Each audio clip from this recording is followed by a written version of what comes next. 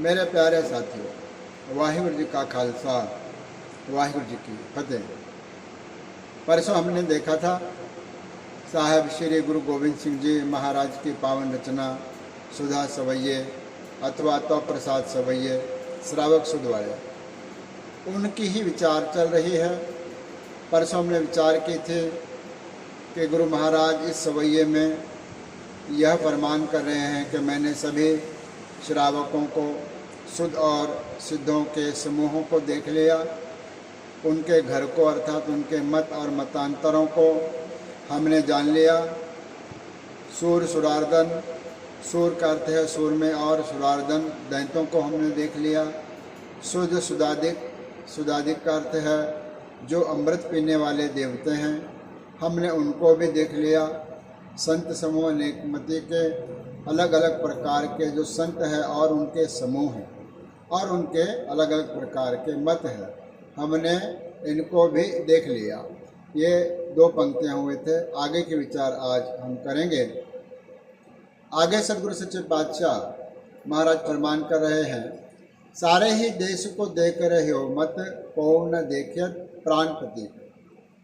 सारे ही देश को अर्थात जितने भी देश हैं, प्रदेश हैं, उन सभी को हमने देख लिया और उनके अंदर जो मत है वह प्रभु का मत नहीं है। कौ न देखित प्राणपति के, प्राणपति का अर्थ है प्राणों का स्वामी अकाल पुरख परमात्मा।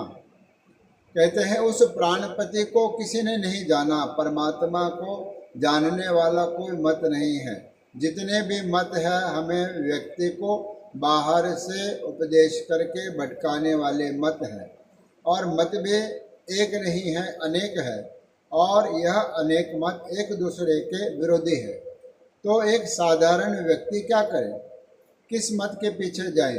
क्योंकि सारे ही देश को देख रहे हो, सारे ही प्रकार के देशों के मतों को उन्होंने देख लिया। सदगुरु सच्चे पातशाह कहते हैं कि मैंने सब के मतों को देख लिया, पर किसी का भी जो मत है को न देखे प्राणपति के, किसी का भी मत वह प्राणपति परमेश्वर का जो मार्ग है वह बताने वाला नहीं है। फिर ऐसे में क्या किया जाए? गुरु महाराज आगे हमें आशा बंधाते हैं और मार्ग भी बतलाते हैं। कहते हैं, श्री भगवान की भाई कृपा होते एक रत्ते बिन एक रत्ते के। सदगुरु सच्चे पातशाह फरमान कर रहे हैं कि श्री भगवान की, भगवान अकाल पुरख परमात्मा की भाई कृपा होते, उसके कृपा के बगैर यदि अकाल पुरख परमात्मा की कृपा हो जाए तो हम उस प्रभु परमात्मा के सोझे को प्राप्त कर सकते हैं। फिर कहते हैं उसकी कंडीशन क्या है? पहली कंडीशन तो यह है कि हम पर उस अकाल पुरख परमात्मा की कृपा दृष्टि चाहिए। फिर एक रते बिन, उस एक परमात्मा के अंदर रते बिन, रते बिन का अर्थ है उसके अंदर रंगे बगैर, उसके अंदर लीन होए बगैर। कहते हैं, जन नानक बिन आपा चीनय मिटाए न ब्रह्म की काई।